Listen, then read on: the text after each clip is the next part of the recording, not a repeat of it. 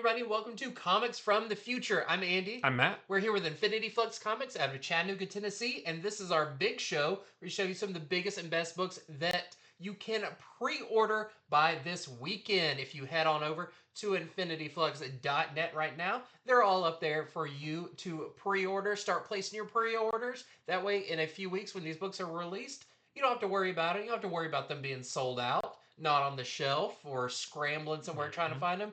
You'll already have them pulled aside and ready for you to enjoy. Everybody wins. Everybody wins. So yeah, it's an awesome way of making sure you get what you want, and it helps us out too, knowing what to order more of.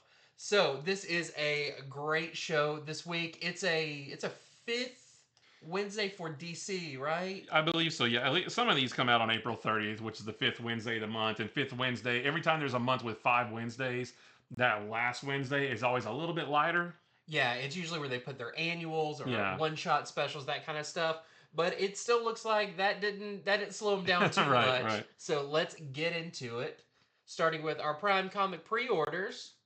We're going to start with Spider-Man and Wolverine #1. This is going to be written by Mark Guggenheim, and the art is by Kari Andrews, so you know it's going to look great. I'm pretty sure this is an ongoing. I'm pretty sure they said this was an ongoing. And someone or something is targeting Spider-Man and Wolverine, and they're going to have to team up to stop it. It says it's a non-stop thrill ride of big villains, bigger threats, and even bigger surprises. So it sounds like every issue is just going to build and build and build. I don't know. But nothing, we don't know much more about the story other than that. But with Spider-Man and Wolverine teaming up, I mean, what more do you need? It feels like the 90s again, you know, with Spider-Man and Wolverine were the biggest characters back then. And they teamed up a lot. It'll be interesting to see what is the factor they both have that they're being targeted. Yeah. You know what's the connective tissue there? What's the connective tissue between the two? Yeah. No idea. But yeah, it's been a while since we've seen these two together. But back in the day, we used to get a lot of Spider-Man with the X-Men. Yeah. And they're kind of mixing them up. But for a few years, we haven't seen those kind of branches of the Marvel Universe cross over. So I'm always for this. I think this sounds really cool. Yep. So this is our A cover. There's a Clayton Crane variant. There is a Dicaran foil variant. That's going to look good. Yeah. And a Mark Bagley variant. Next up, we have Vision and Scarlet Witch. #1, this is going to be a 5-issue miniseries from Steve Orlando, who's been writing a lot of your Scarlet Witch miniseries / kind of maxi series for the past couple of years. The art is by Lorenzo Tometti.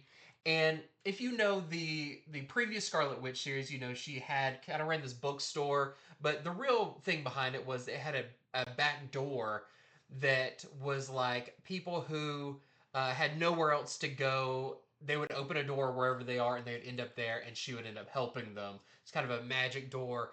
Well, in this, mysterious doors are opening all over the world, drawing people in with promises of miracles and reunions with lost loved ones. And when Vision is mortally wounded while investigating these doors, Scarlet Witch resorts to extreme measures to save his life, and the results are unlikely anything either of them have ever expected, basically. You know, it's interesting we have White Vision here. I do wonder if that's going to be what he looks like in the book, because also, how does this affect what they're doing in the Avengers? Yeah. Right now? I don't know. So who knows? Maybe this is kind of a Vision rebirth type thing. We're going to be getting White Vision. We know, you know, he might be popping up in the MCU at some point in the future. Maybe they want to align his looks a little bit, but I think it sounds really cool. Plus, this is reuniting the couple for their 50th anniversary of their wedding. So hard to believe that, you know, they're kind of one of the older couples in comics with 50 years. So it sounds really cool. We've got our A cover right here. We have an Alex Ross timeless variant where the brothers crash in the cover. We have a foil homage variant, which is very cool. And a Stephanie Hans cover as well. And next up, we have, this is the Detective Comics annual for this year. This is going to be written by Tom Taylor, and there are a bunch of different artists. We have a preview copy of this. I flipped through it earlier, and it looks really cool. Lots of different art styles in it. But in this one, Batman has found himself wrapped up in a haunting case that he can't seem to solve. So he's going to have to work his way through some of his most maniacal foes to gather enough evidence to attempt to crack this case. And it says his very life or the life of someone dear to him may depend on it. So I think this is going to be great. Tom Taylor. Wait a minute. It says Tom. The solicitation said Tom Taylor was writing it, but I don't see his name on the cover. No, that's I'm not sure. So maybe this is not written by Tom Taylor. Maybe the solicitation lied to me. But Detective Comics has been fantastic ever since the start of All In Yeah. late last year. So I'm looking forward to this one. So we have our A cover by Michael Janin, and there's also a John McCrae cover. This one almost looks like he's going up against Punisher. You just need the little skull on his shirt or something. Okay, next up, another annual. This is Batman Superman World's Finest 2025 annual. And this one's a big one, especially if you've been reading Justice League Unlimited or World's Finest, of course. This is the We Are Yesterday Part 4. This isn't the last part. Do you know how many parts this is? Well, this is part 3. Oh, okay. But yeah, it's going to be 6 parts. The first 2 parts.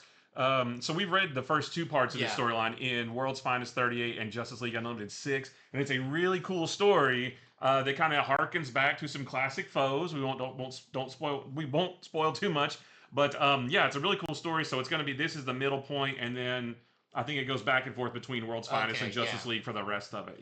Yeah. So you don't want to miss this one, considering it is right in the middle of this. This is the secret origin of the Legion of Doom. And how is it possible that the Legion of Doom have set in motion a scheme to lay waste to the entire Justice League Unlimited,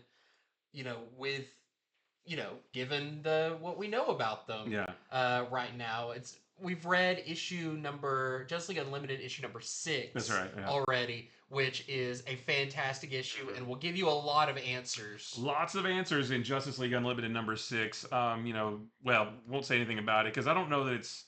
What's on FOC? We already talked about it on FOC. That's why we have it. Yeah. Because so there are a lot of questions that we've had since the very beginning of Justice League Unlimited get answered in number 6, which then leads into this one.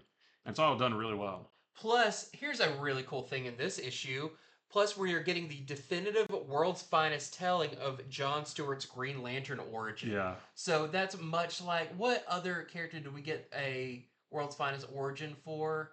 There was one in a previous, early on in the series, they did kind of like an early days. Was it Hal Jordan? It might have been. Because we also got the first, I guess the new first meeting of Batman and Superman in that book.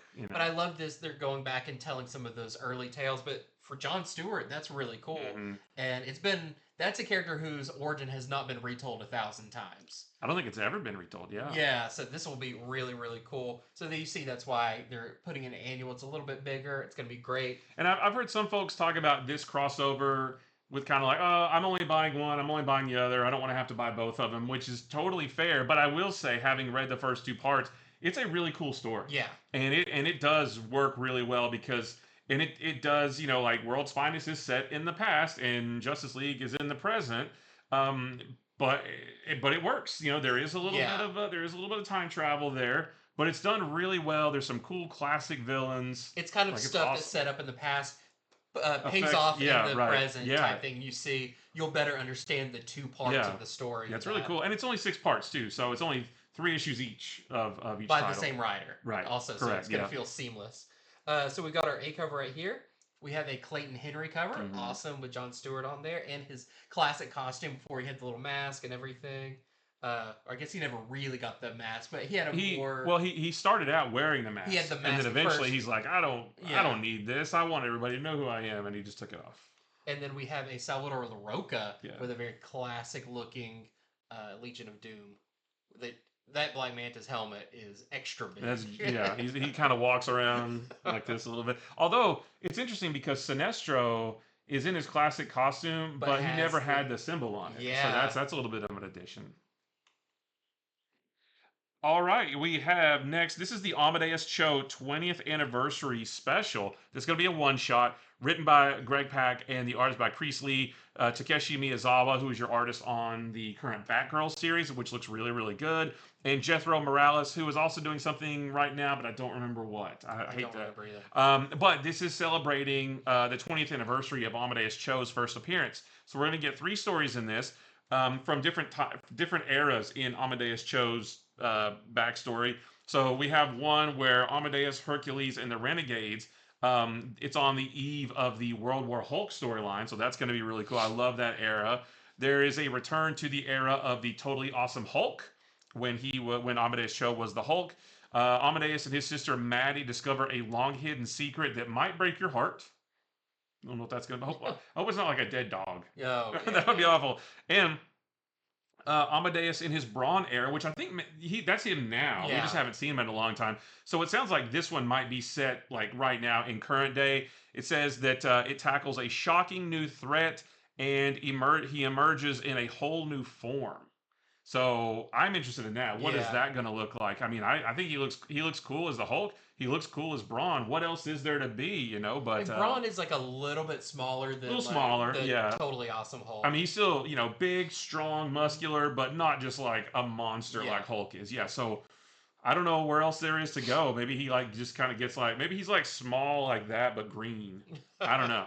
That'd be fun. Yeah, but this is our A cover. We have a David Nakayama cover, and there is a Lionel Francis Yu cover also. I like that one because it's Oh, got it's got the Hercules Hercules on and there. Angel and is that Namorita?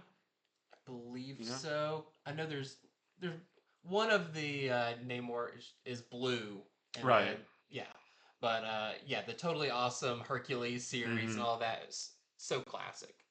Next up, we have a new, really cool sounding series from Image called Lost Fantasy. This is by Kurt Pyers, and the art is by Luca Casaluguida. And I love this idea of there's a world of magic, myth, and monsters that exist beneath the surface of our own. So is that like in the center of the earth? Maybe I That's don't what I know. can't figure out because it sounds like it's because it says since first contact was made over 100 years ago. So it's like at some point either they were so well hidden Yeah. or they were like under the earth or something like that. But it sounds like there was like a meeting of the Yeah. two 100 years ago. I just wonder if it means literally physically beneath our surface or like more like metaphorical, like, oh, it's in another dimension. It's in a Yeah. world just underneath ours or something. I don't know. I'm not sure. And I read, we got a preview copy of this. I read the first few pages of it, but that all starts like in current day, Mm. which is like 100 years after the first meeting. The great hunters have kept us safe for creatures that lurk in the shadows. So that's why I'm not sure if maybe they just lurk in the shadows Yeah. or what. Um, but it says, but last night something broke through, and it's up to a rookie monster hunter to stop it. This is an ongoing series, and yeah, it's a very like I forgot when I read it what it made me feel like. There's a little bit of like uh, Hellblazer feel to it, a little bit of like Hellboy Yeah. BPRD universe. It's a really cool, kind of fresh feeling series. And when it talks about, oh, the other thing it reminded me of was almost a little Harry Potter ish because there's, it doesn't go into the solicitations, but the hunters that originally kind of dealt with all this had each like a school founded That's cool. in their style in their home country and everything that these other monster hunters then end up going to, and they're very like uh very stylish and stuff Yeah. for where they're from. Sounds a little bit like Vanish from Oh Donny Cates run yeah. segment where there was like the magic schools and yeah. Yeah, so it's like schools for monster hunters and everything. So this all sounds really cool. You see your main character in the front with their Final Fantasy style sword. But here's another really interesting. So the art, the creator of this, the writer Kurt Pyers, was also the creator of Indigo Children, which was a series from I think a few years ago. And this is going to also have a new Indigo Children series serialized within the pages of Lost Fantasy. Nice. So if you like that previous Indigo children's series, you can follow the continuing story in the pages of this. Hopefully, it'll be accessible to people who haven't read that as well. Yeah. But it's a giant size issue, so it's not like it's taken up space where the regular series would. But I'm really excited to get this in hand and read it. We've got our A cover right here. And talk about Final Fantasy. Yep, I This is love the that. Alex Dioto Yeah. variant, which is very cool. Next up is the Slasher's Apprentice #1. This is going to be a 5-issue miniseries from Mad Cave. This is written by Justin Richards. The art is by Val Halvorsen. This is about a girl named Riley. She is a horror obsessed podcaster with a fixation on slashers and things like that. And she wants to help her favorite slasher, the Hopton Valley Killer, regain their long lost notoriety while learning the ropes herself. So, Pretty dark. I know, right? Like maybe by the end of the series, she is a slasher killer. I don't know. I like the cover because I guess that's the killer and like Yeah, the he wears a reflection. big. I skimmed through this one too. He's a big dude that wears like a lion Yeah. mask. Yeah, so I love it. I mean, I love horror books. It's my second favorite genre right behind superheroes, so I can't get enough of this kind of stuff. This is our A cover, and there's a Trevor Henderson variant. Yeah, you Ooh, get a that little looks bit, creepy. little hint there. Yeah. Next up, we have Huck II, #1. I guess it's called Huck Big Bad World. This is by Mark Miller and the art is by Raphael Albuquerque. This is a follow up to, it's quite a few years ago It's been a now, while, yeah. the first Huck series. He did show up again in Big Game, Yeah. just briefly. But Huck is probably one of my favorite of Mark Miller's miniseries back when he was doing a lot of Yeah. miniseries. The Miller World stuff. Yeah, Huck was one of my favorites. Huck is an autistic man with extraordinary powers who tries to do one good deed every day. And what I loved about him was how pure-hearted he was. He Hmm. very is like a if Clark Kent but used his Superman powers while he was Clark Kent. Yeah. Huck doesn't wear a superhero costume or anything, but he can, leap tall buildings and run really fast and all of that. It's very charming. It's very sweet, but also people try to take advantage of him. But he's just the ultimate good person. Well, in this one, now in the sequel, where a mysterious man tells him and his mother they aren't the only super people out there, and there are others in hiding just like them. So that was the other thing in the first one was Huck was kind of alone. He was Hmm. he was singled out as being this one person who had these powers, and his mother. But yeah, it seems like there's going to be more explored in this one. So I'm excited about this. I love the first series, so this one sounds really good. And Raphael Albuquerque on Yep. art is a selling point by itself. It was also doing Superman Unlimited with Dan Slott. Yeah, yeah. So, I mean, he's still one of the top artists, Yeah. even all these years later. So, we've got our A cover here by Raphael Albuquerque. There's also a kind of a sketch cover or without color, and a Jay Lee cover as well. Next up is We're Taking Everyone Down With Us #2. The first one came out last week, I believe, and it was really, really cool. I was totally into it, all the mysteries that were being set up. So if you read that one, you know that Annalise, who is the main girl of the series, her home was destroyed near the end of the first issue, and the last of her father's robots, her father's a big time scientist, too busy to take care of his daughter. So he has a whole a whole horde of robots that play with her, take care of her, that kind of thing. Well, there's only one left, and it only has one directive to get her off of the island that they live on alive. However, she may have other plans because in the solicitation for the first one, it talked about Annalise and how she's her dad's kind of absentee or whatever, and she may just end up what it was like taking down the natural order of the world or Yeah. something like that. I have no idea what that means, especially based off the first issue. But it was so cool. Some really cool mysteries set up in that first one, and now we may get to see Annalise kind of sort of go on the offensive, I guess, if you want to call it that. So I'm looking forward to this one. This is our A cover. There is a Christian Ward variant. There's an Elia Benetti variant, and also a second printing of the first issue. So if you missed it, it's really cool. Now is your second chance to grab the first issue. And they come out on the same day Oh, you can get on April caught up. 30th, so you can get 1 and 2 on the same day if you haven't already got this one. Well, next up we have All New Venom #6. Are we? I know Marvel's officially talked about Yeah, who it's out there it's now. out Yeah. there. So you know why this cover is very interesting. So All New Venom #6, All New Venom #5. We learned the identity of All New Venom, which was Mary Jane. Now, what? I What? know. Which I wasn't Paul, which Yeah. surprised us both. But now the question's really, it's cool we learned who it is, but now it's How? Why? I think that's an even bigger question than Yeah. who is Venom is. Now that we know, it's like how in the world is that a thing? You know? Yeah, so this is going to explore what happened after the events of Venom War, which is kind of the last time we saw the symbiote before All New Venom. Why did the symbiote choose Mary Jane as their host?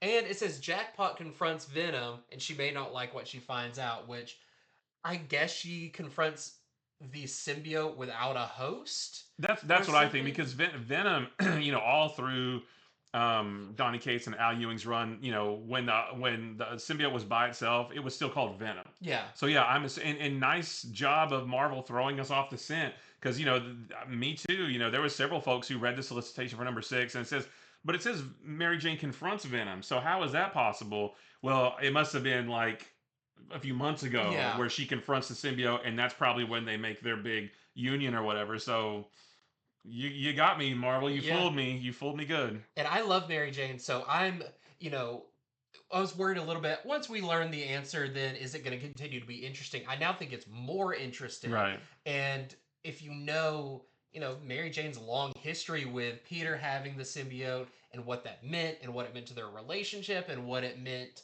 the kind of fear Yeah. that she has for that thing because of the horrible things it's done.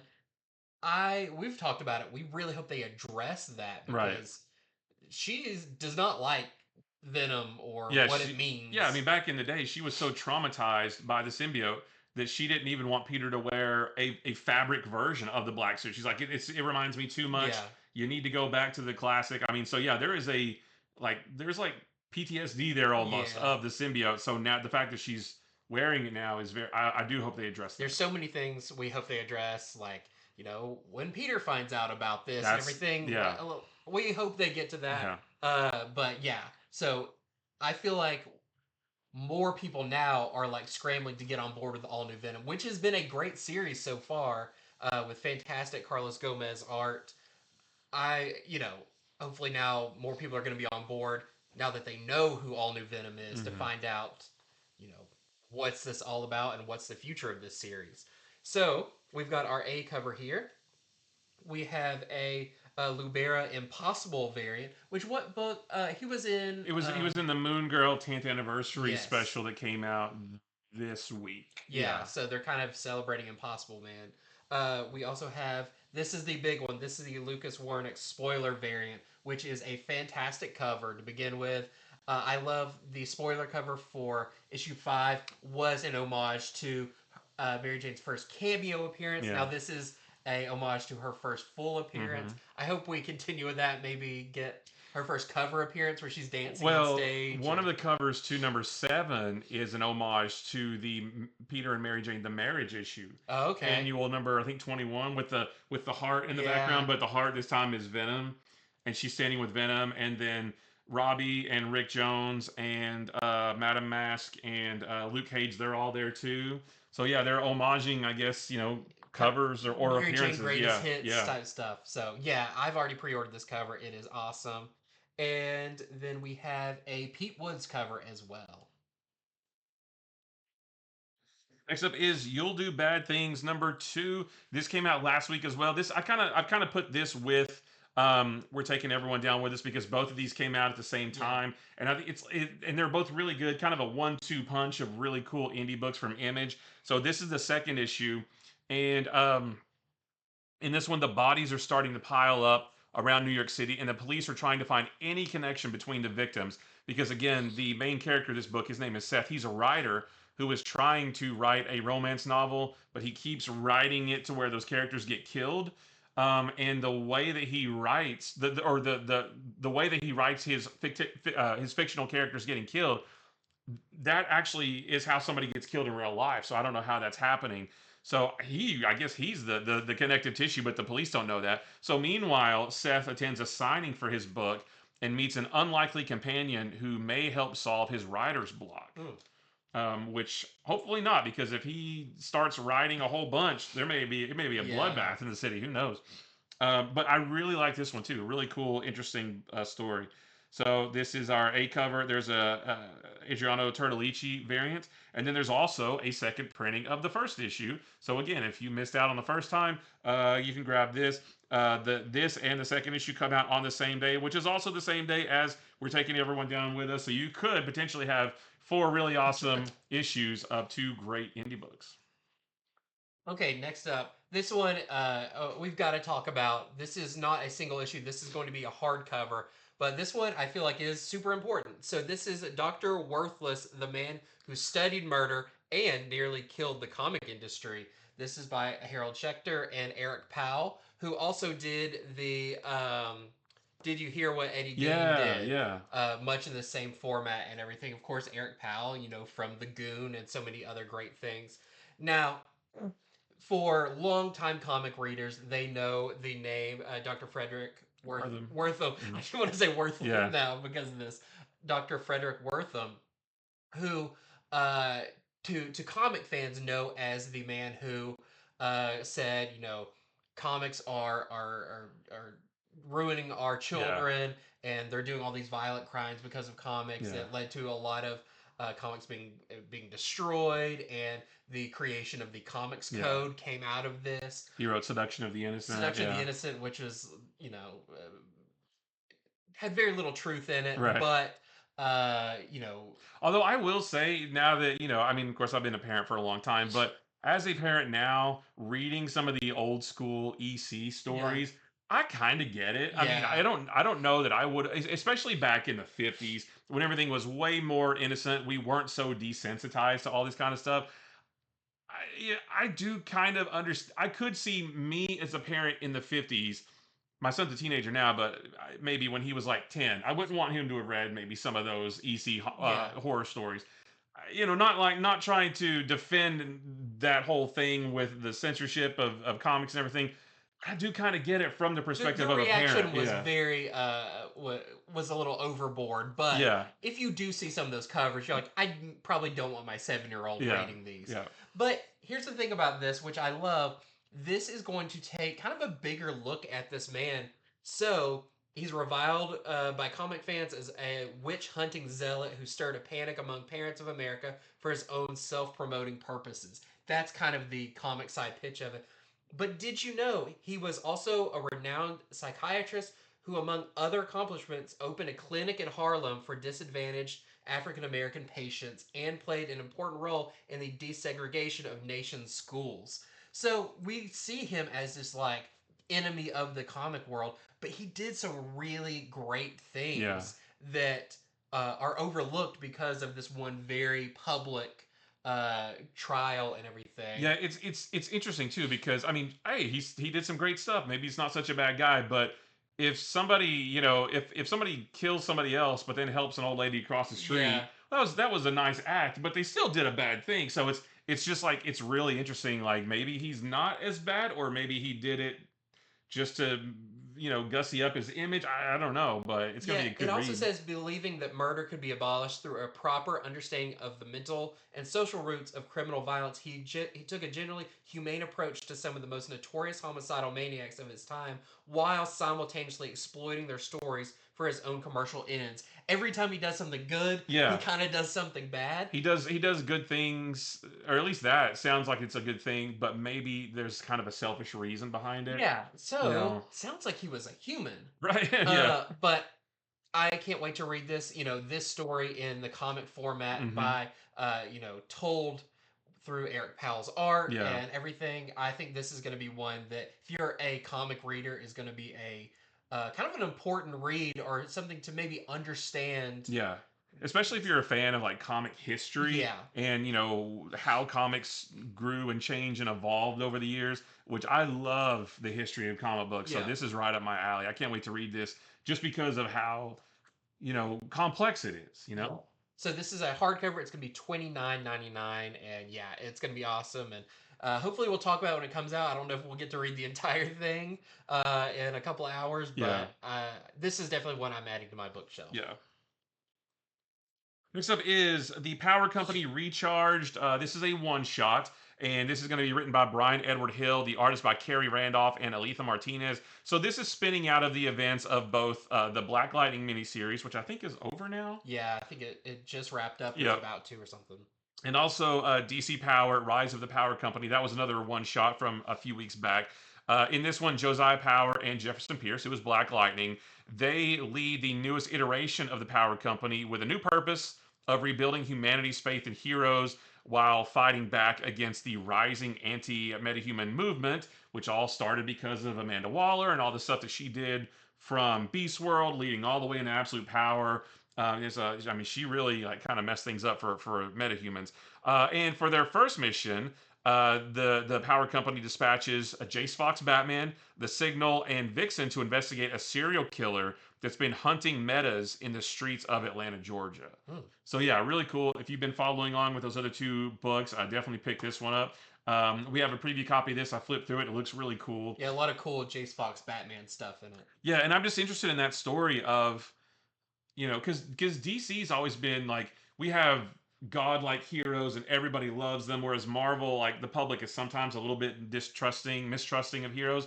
But now the public, and even in DC, like even Superman and stuff, some people are like, I don't know, they do some weird thing. They're in their satellite up in space, lording over us. It's kind of weird. So I like that this is kind of dealing with that whole thing. This is our A cover. There's a Ryan Benjamin variant, and there is a Sanford Green variant. Next up, we have Amazing Spider-Man issue number 3. So we will be reading issue number 1 on Monday. Yep. I'm talking about it on the Monday show.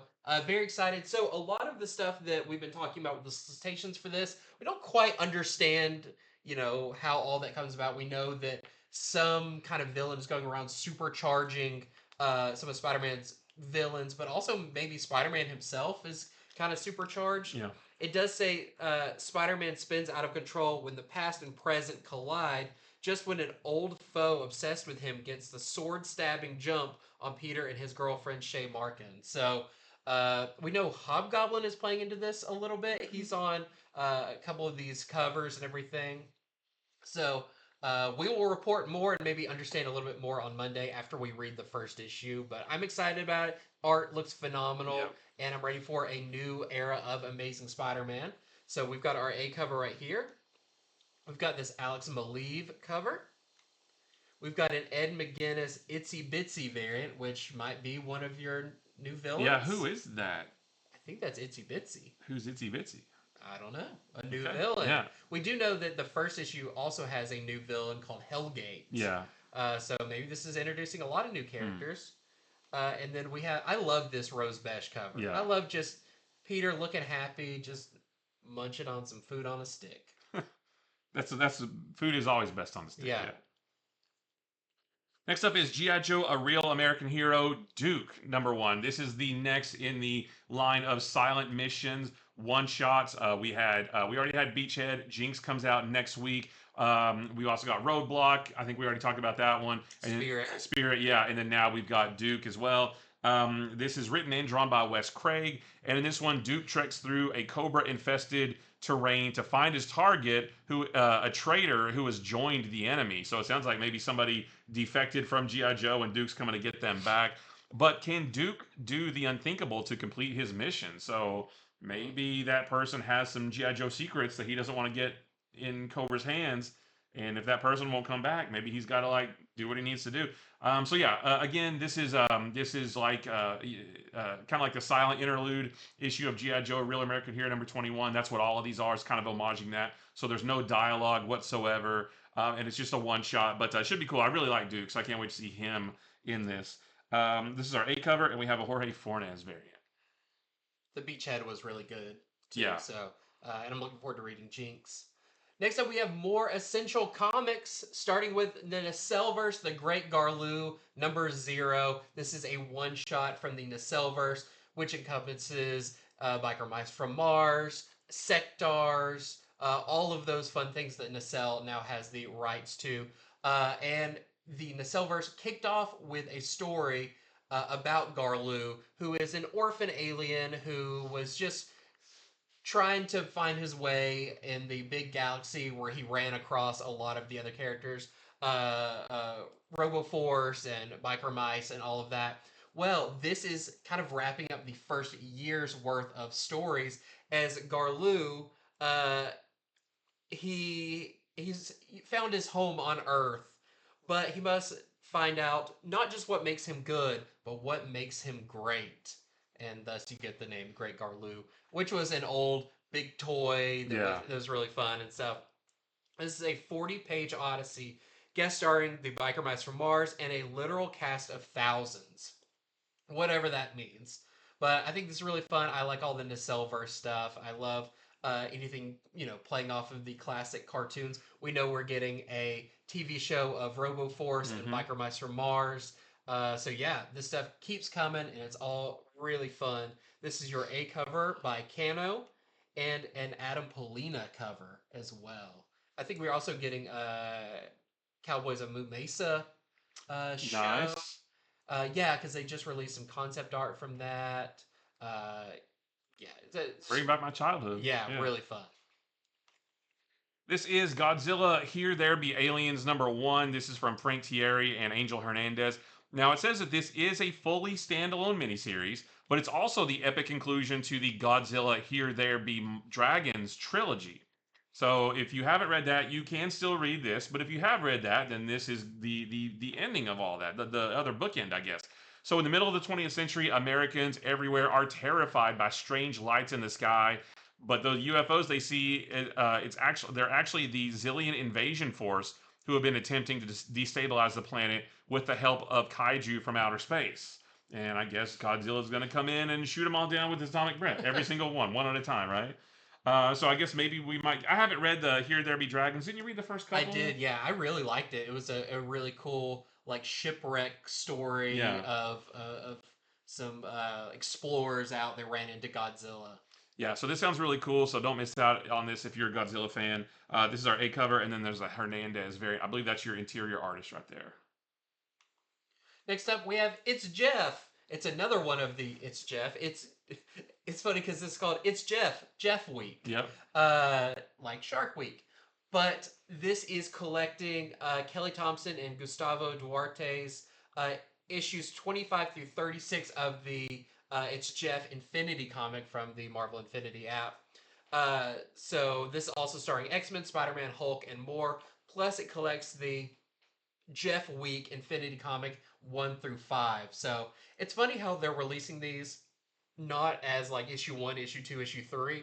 They're all one shots, but they are collecting a in numerical order Infinity comics. I guess because they're all kind of one and done stories. Yeah. But if you've been getting all these, this has those in it. And yeah, really fun. These are all really fun. Kind of light on dialogue, heavy on Jeff. Heavy on Jeff. We've got just the one cover for this as well. Next up, we have Lookout. This is a one shot from AWA, and this is from Dan Bailey and Tim Bradstreet, and it's about a guy I guess that's him on the cover. His name's Oscar. He's recuperating from a divorce, and he takes a job as a fire lookout in a remote forest outpost. So right there, I get vibes of the game Firewatch. Yeah, I love that game. Yeah, I thought of that as I was going through this. So it says that he unearths a mangled sheet of paper that's inscribed with a strange set of rules that promise to keep him safe during his watch. All right, everybody wants to be safe while they're doing their job, right? He thinks it's a prank, but when night falls, he discovers that the rules and threats they protect against are all too real. And it says that this isn't your typical comic though. This is a prose thriller with full color painted illustrations. Wow. So, and it looks like based on the cover dimensions, it's not going to be like your typical, your normal size comic either. I guess maybe it's like treasury size or something like that. But yeah, just a really cool looking. I don't think we've had AWA and Vertigo Entertainment also. I don't think we've had them on this. We haven't talked about their books in a good while. Mm-hmm. So yeah, something new from them.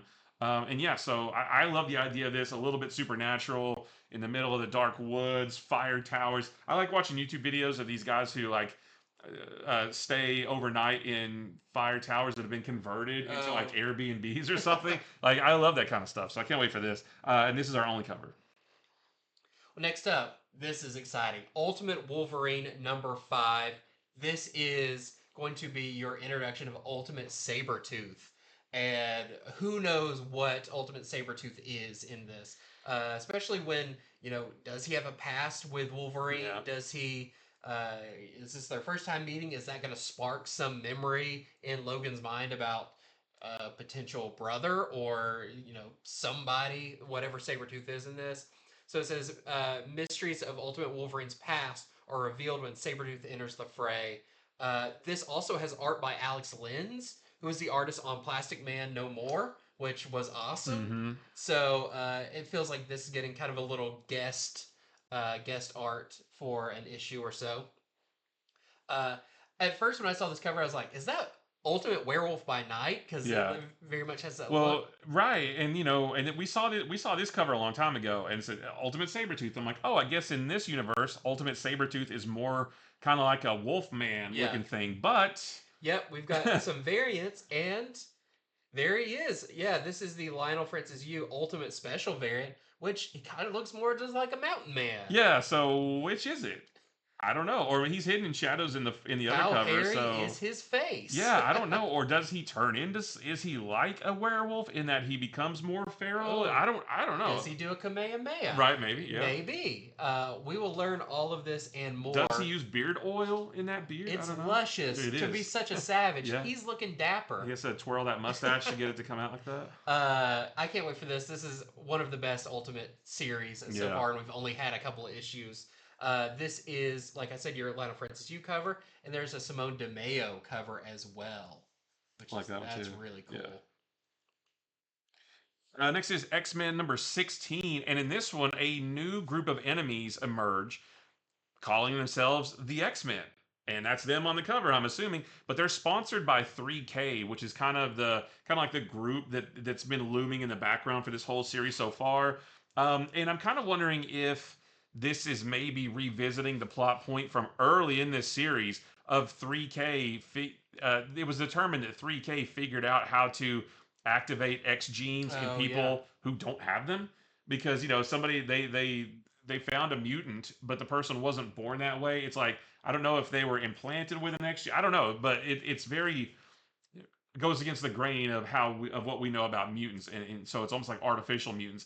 And I wonder if this has anything to do with that 3K gene bomb thing that we saw in the Time Slide issue from back in December of last year. So yeah, cool stuff here. I really like this series a lot. That one character floating up there, it looks like they're wearing Major X's helmet from Liefeld's Major X. Yeah.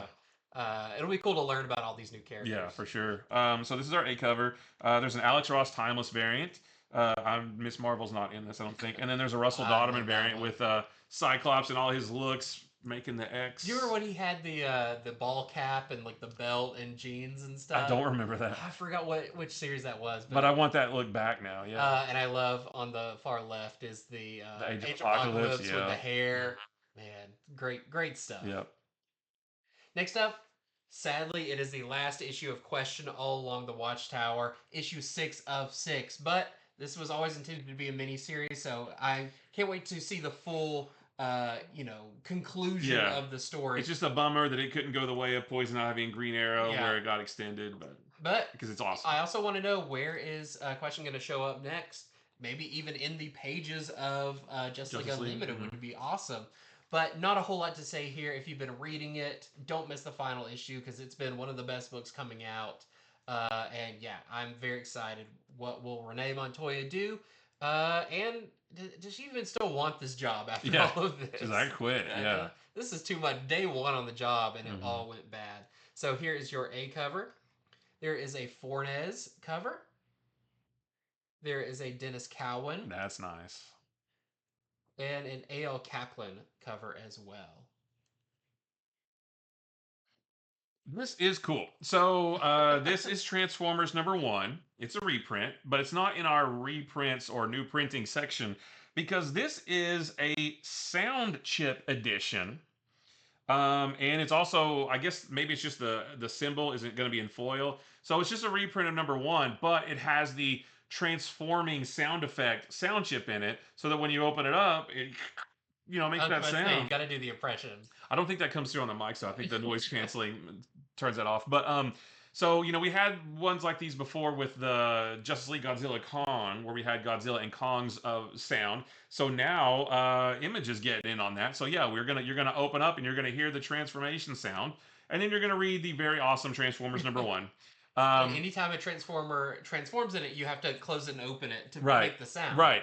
But I will say now these do not come out until September 17th. So Yeah. these have to be ordered way far in advance.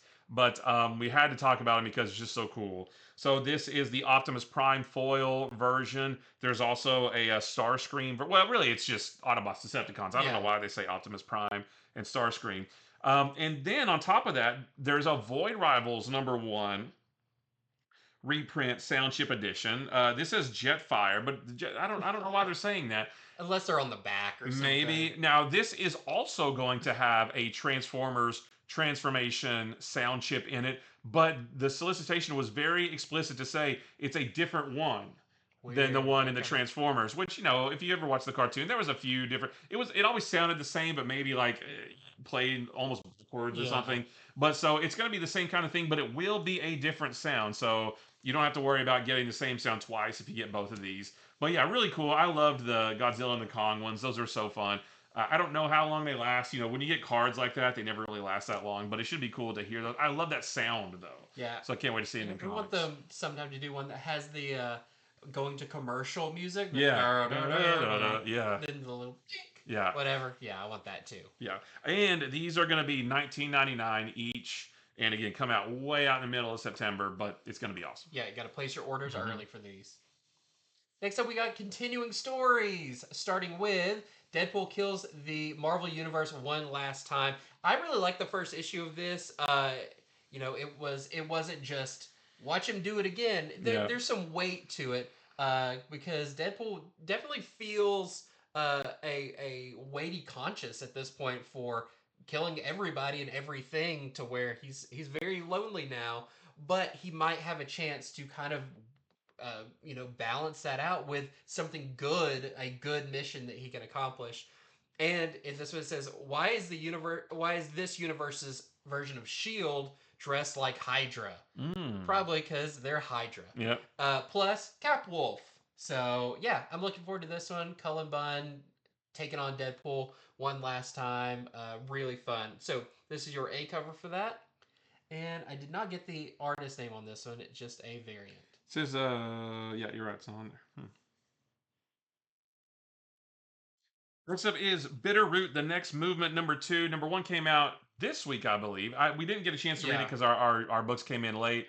But lots of fans of Bitterroot out there. And in this one, Mariah and her team face danger from every direction as the Freedom Riders are still missing in the backwoods of Mississippi, and the police refuse to acknowledge the Genu threat. And the fight against evil intensifies when an old ally of the Sangari family emerges. So Bitterroot fans, do not miss this one. There is your A cover, and then there's a James Herron cover as well. Oh, I like that. Yeah, I like the elephant. Yeah. Next up, Dark Pyramid #2.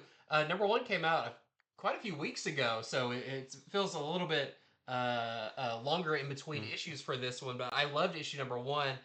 In this one, Becca, who is the girlfriend of the YouTuber adventurer who went missing in Mount Denali, she's going to find out maybe a little bit more about the secrets inside of the mountain, and maybe some more of that creepy bent over creature that's haunting it. So yeah, I like issue #1. If you like it, don't miss issue #2. Usually, they solicit issue #2s kind of like the week the issue 1's come out, but this has been a little bit further out. So yeah, issue #2 and just the one cover for that. Next up, Cover Gallery. Just some really cool covers we wanted to make you see. This is Batman, The Long Halloween, The Last Halloween #7. This is going to be a 10-issue series, just a reminder. So we're getting near the end of that one. And this is the Dave Johnson variant. And next up, we got Laura Kinney Wolverine. This is the Simone DeMeo cover. And I really like Simone DeMeo at Marvel doing some of these covers. Yeah. They are really, really nice. This is Psylocke #7. This is the Michelle Bandini Impossible Man variant. I thought it was a scroll at first. I didn't really realize it was. I was like, are we doing scrolls again? It's got the pointy head. Yeah. And then also there is a Scott Forbes variant also. Next up, we have Sam Wilson, Captain America #5. This is the Fabrizio de Tommaso variant. And I really want to know, Does he have wings? does he get wings? Because Yeah. that'd be a cool way of making this version of Red Hulk different than the Yep. other. Make him like a big, scary red gargoyle. Yeah. That would be awesome. This is Spider-Gwen, the Ghost Spider #13. And this is the A cover. This is Mark Oh, Brooks. that's the A cover. I was gonna say that looks like Mark Brooks, but it almost doesn't look quite as like painterly and No, shiny. it's his new kind of retro coloring style that he's been doing. Okay. One of these, the I forgot which issue it is. The one right before this comes out this coming week, and I saw these covers in person. It's like these are incredible, incredible covers. Next up, we have Storm #8. This is the Edgeker variant with Storm, kind of Valkyrie Storm. Yeah. This is West Coast Avengers #7. We have another of the Alex Ross Timeless variants with Tigra. There's a David Baldion Impossible Man. He's impossibly swole and possibly caught himself. Oh, weird! Snake I didn't even notice that. That's pretty impossible. That's weird. And there's a John Tyler Christopher Negative Space variant with Wonder Man. And next up, we have Daredevil #21. There's an Alex Ross Timeless variant for that as well, with I almost said Power Man. No, Iron Fist. The other one. The other side of that duo.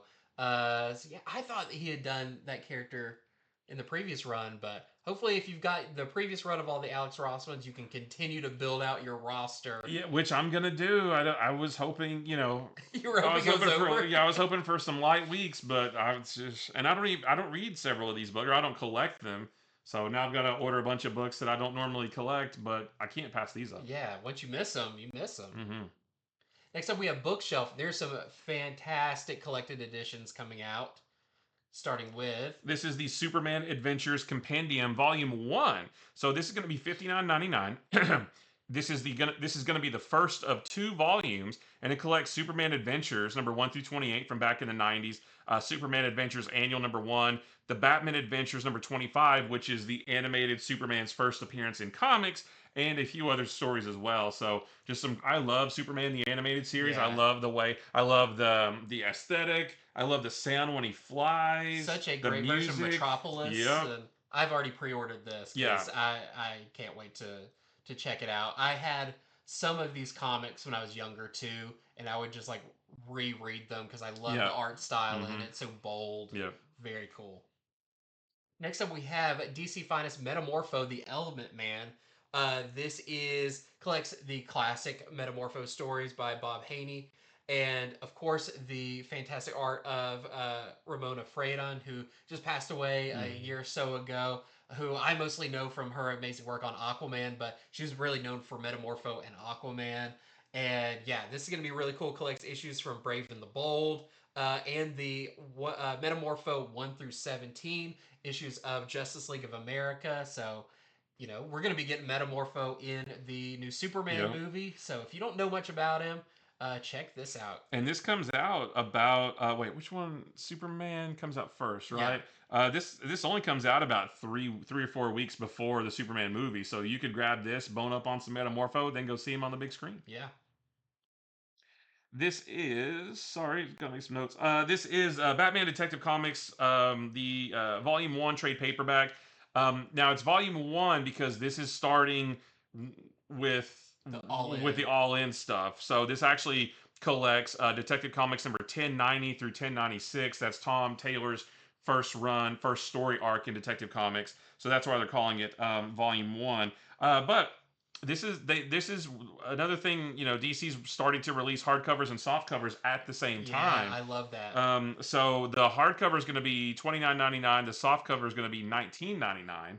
And I think they come out on the same day, and which is interesting because DC always released hardcovers like a year before softcovers, and now they're doing them together. Yeah, which I thank you. think, retailers and fans talked to them, and they said, "We heard you." And I remember being on a retailer call. I don't remember what it was about, but a bunch of retailers were like, "Please release hardcovers or softcovers and hardcovers at the same time, or softcovers first, or something like that." And good job on DC for doing it. Yeah, very cool. And same with this. This is Nightwing Volume 1, On With the Show by Dan Waters and Dexter Soy. This is going to collect Nightwing 119 through 124 of the current run of Nightwing, and it's going to be the same way. There's going to be the softcover and hardcover at the same time. So, and that's I remember back in the day where you had to wait like a year Right. to get whatever that run Mm-hmm. was, and now you can stay pretty caught up Yeah. with the current issues coming out.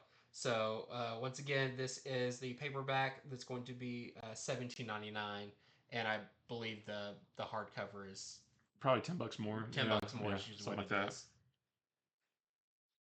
Next up is the Authority Omnibus. This is the 2025 edition. I think it came out before, and maybe this is a reprint.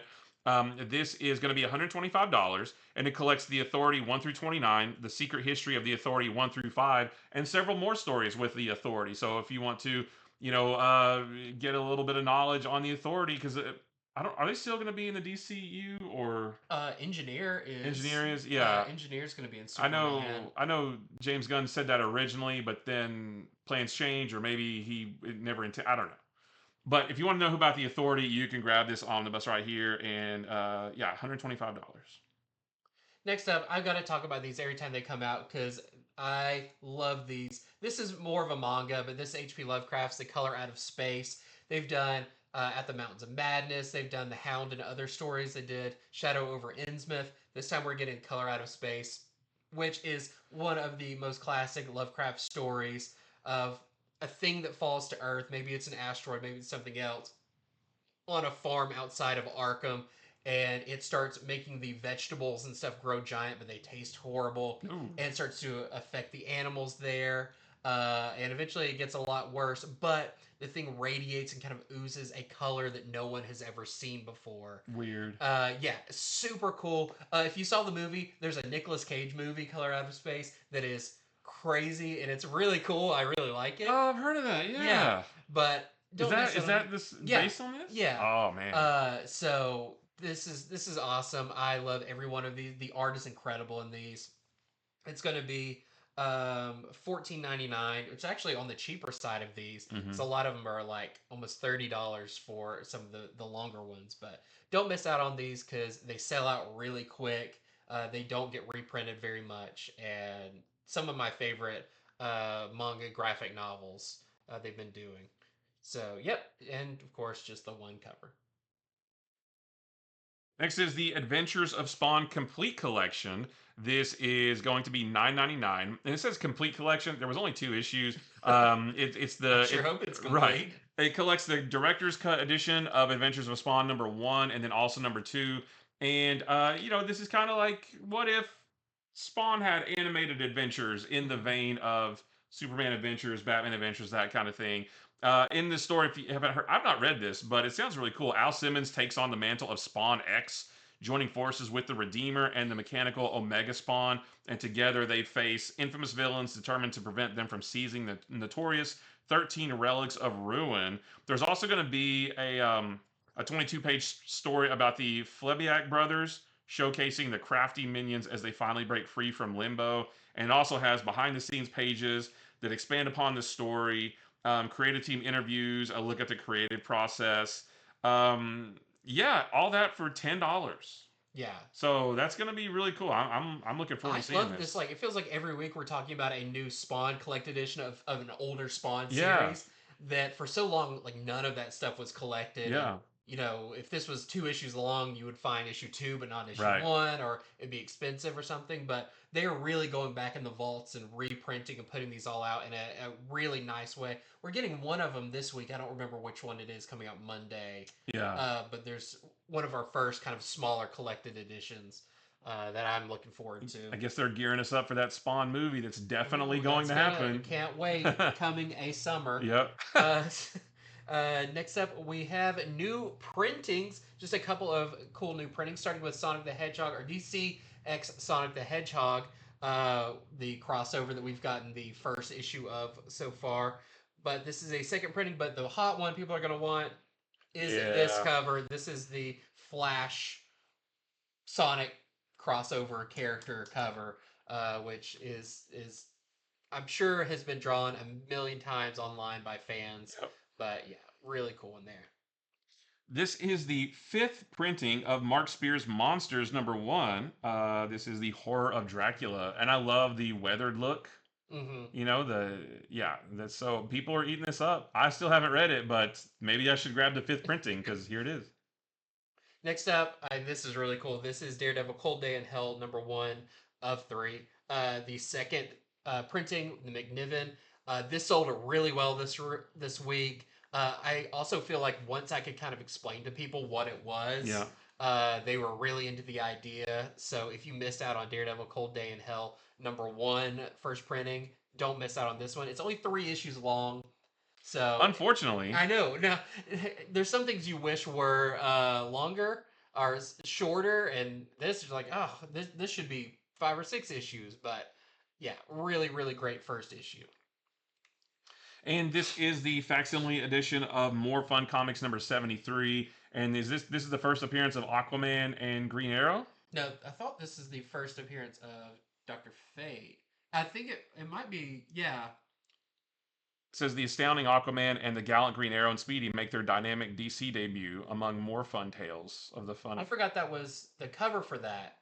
But I knew Aquaman and Green Arrow's first appearances were the same one, issue. yeah. So yeah, I guess it's that one. I'm not used to. I guess I've seen like reprint covers that have Aquaman and Green Arrow. I thought Green Arrow. I thought he was on the cover though. I did too. I wonder if that's wrong. I wonder if the solicitation's I wonder wrong. if that's wrong. But yeah, More Fun Comics #73. It will be more fun to find out who. Yeah, it has to be the first Dr. Fate, right? I don't know. I think the solicitation is messed up. Yeah. We'll be on the lookout for that. And I hate that I don't know that, right? Because I should. This is going back to Golden Age. Yeah, but I mean, I should just be able to know, like, oh, when was Aquaman and Green Arrow's first appearance? I know it's More Fun. Something. I don't remember. Sounds right. But yeah, there is the regular edition of this. And the foil, and also the blank sketch variant. First Aquaman comic. None of those. None of these. Okay, well, we'll find out later when it comes out. But yeah, very cool.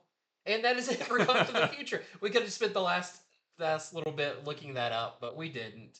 But thank you so much for watching. Make sure to head on over to infinityflux.net right now, where you can pre-order these books we talked about. Let us know in the comments if you knew right away that was the cover for the first appearance. I feel like everybody watching is screaming at a screen, "You idiots! It's this, it's that." Aquaman's my favorite character, and I also should know that right off, but I feel like every time I think about it, I think about More Fun Comics 73. I just didn't remember Dr. Fate being on the cover of that. I didn't either. I for some reason did think it was Green Arrow, that classic like little domino mask, that kind of baby face Green Arrow. I knew it was 1941, but yeah, I thought he was on the cover of that. Yeah. Oh well. Anyways, infinityflux.net, you know what to do. Head on over there, place your pre-orders. Pre-orders are due Sunday by 9 o'clock at night, so you don't miss out on any of these awesome comics. Make sure to... It is the first appearance of Green Arrow and Aquaman. Yeah. Dadgummit, I am embarrassed. Wow. I am turning in my comic geek card. I'm done. So embarrassing. Yeah. You will not see me here again. I'm out.